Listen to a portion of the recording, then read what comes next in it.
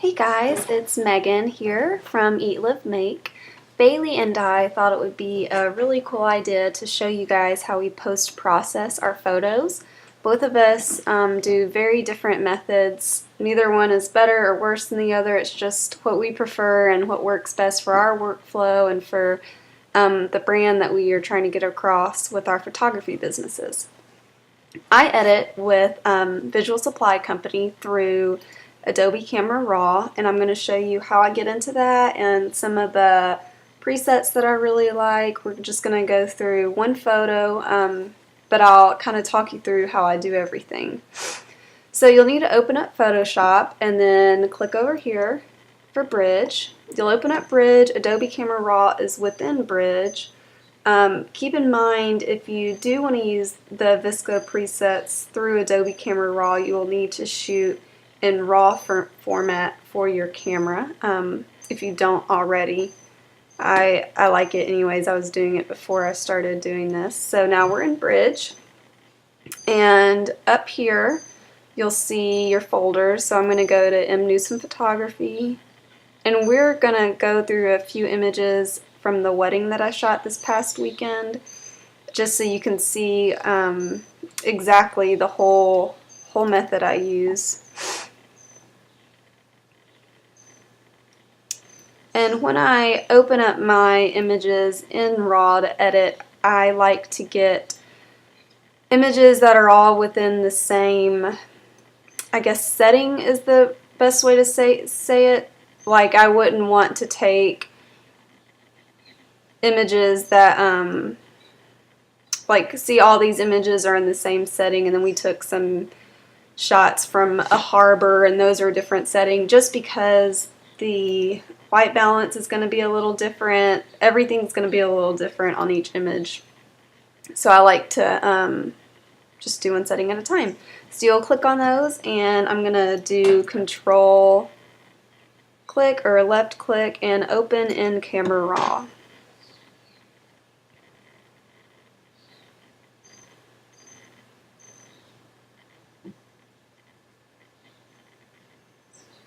So now they're opened, and you can see them on the left side of the screen.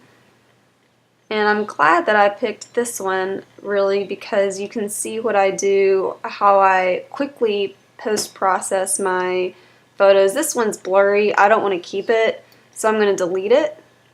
And after I delete it, that will completely delete the RAW file from my computer, which I love. But I do like this image.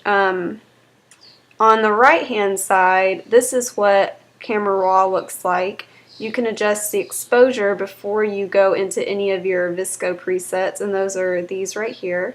So I'm going to turn my exposure up because you can see her face is kind of dark. I want to lighten it up a little bit.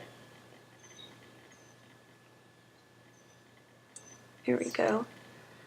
And the Visual Supply Company pack that I have, these are my presets right here. They have Canon, Nikon, and standard presets. I like the standard the best because they have the most pop in them to me. That I like that. It seems more emotional. I like my images to convey emotion. And some of my favorite presets to use are the Fuji 800Z Plus. I like the Ilford, and I really like all of the Kodak Portra, just depending on the toning. They each have a different tone. I like the T-Max and the Kodak Tri-X. These two are black and white, and so is this Ilford HP5 Plus. We're going to start with the Kodak Portra 160. I usually start with that one because when I have images outside, this usually gives a really clear, see how clear that is and bright that is. I don't like her skin toning. It looks kind of yellow and orange up in here. So the cool thing is that I can go down here and just click orange skin, and some of the orange, see how some of the orange faded from her skin. I'll show you the other ones that I like in case you're thinking about purchasing the Visual Supply Company presets. The Tri-X 400, this is a black and white that has high contrast. I really like the 400 Plus. You can see what it looks like there, and if I use that one, I would definitely increase my exposure. And if I want more, say I wanted more light around her face, I would do, you can go down here and give her some fill light in the image, and that'll brighten it up a little bit too. If you don't like the toning of this, Visual Supply Company also has toning for different films. I like the Kodak toning. It gives it kind of a blue tint, looks more antique. I use that sometimes in my images. But if you say, oh, I did all this and I really don't like it, I just wish I could start over, you can come up here to reset all, and it'll take you back to your original photo. I'm going to show you what the 800Z Plus looks like too, because I really like that one. The Z Plus, I like it because I just think it looks really awesome. That's my professional opinion. It looks awesome. And you can see again her skin is kind of orange, so I would, if I was doing this one, I'd go down here and probably just do one orange skin. Maybe two. See what that looks like. Yeah, I like that a lot better. So if I was going to save this, I'm going to go back to Kodak Portrait because I really liked the way that looked with this image. I'm going to turn down the exposure a little bit. It's kind of bright on her face. Okay, so if I wanted to save this, I would go up here. Actually, I would go right here and do Save Image. You're able to select what folder you want it in, so I would go to Select Folder and pick Matt and Christina from this guy right here. So we'd save it right here, and you'd press Select, and you can name it whatever you want to name it. I think I've been naming mine Edit, and I was at 145, so I'm going to do this one 146, and then it'll keep numbering them up from there so they stay in order. Save it, done, through Bridge into Adobe Camera Raw, and now I'm going to show you how I take them from Camera Raw and edit them for the web, like for my blog, how I do my watermark on them. I think it's very important if you're a photographer to watermark your images. That way people can't steal them off your blog or steal them off of Facebook. Your clients, if you have them pay for their CD of images, they can't just, you know, drag and drop everything that you spent time on from your blog. So I'm going to go down here to an image that has already been edited.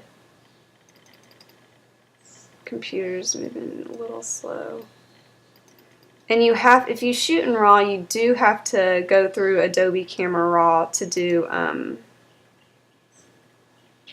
anything, because Photoshop or any other thing can't read a RAW file. It has to be in JPEG.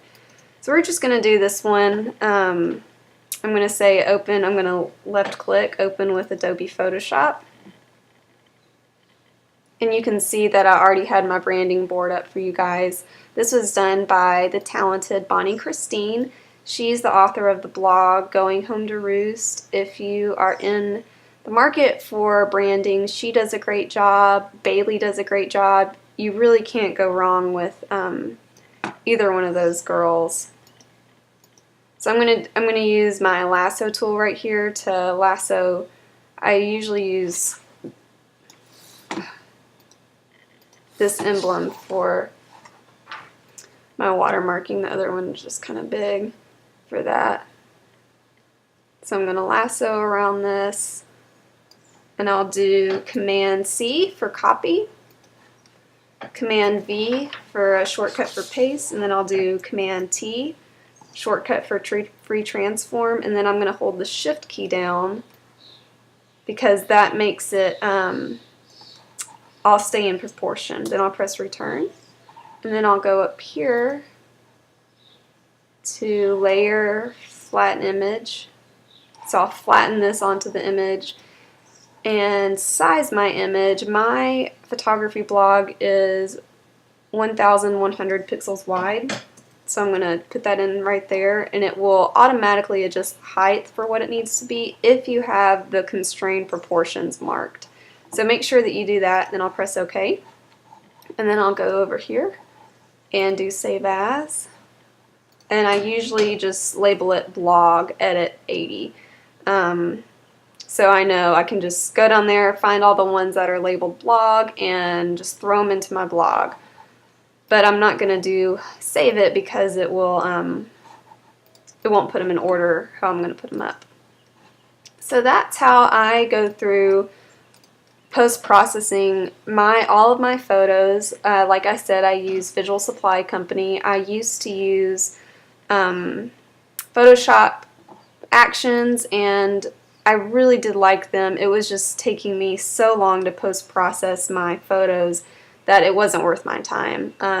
With Visual Supply Company, I can almost cut my editing time in a quarter. So something that used to take me, say, 3 days to edit, I can now do it within half a day, I'd say. It just makes it a lot quicker. I think a lot of people enjoy Lightroom, and there is Visual Supply Company for Lightroom as well. I just had already had Camera Raw and didn't want to purchase a new application for my computer. So that's what I do. I hope that helps you guys out. If you have any questions, feel free to ask Bailey or I, and we may do another tutorial for you guys soon. Thanks!